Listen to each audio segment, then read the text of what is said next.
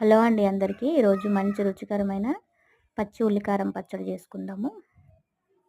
ముందుగా నూనె వేసుకొని ధనియాలు, జీలకర్ర, ఎండుమిరపకాయలు ఈ రకంగా వేయించుకొని చిన్న మిక్సీ జార్లోకి తీసుకోవాలి.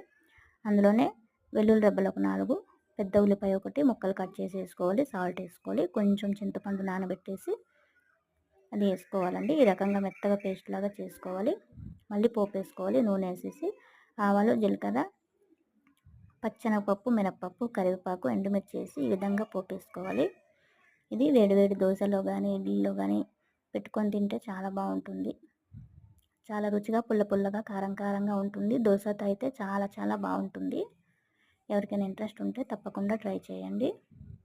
అలాగే ఈ వీడియో చూసిన వాళ్ళకి, లైక్ చేసిన వాళ్ళకి థ్యాంక్ యూ సో మచ్ అండి.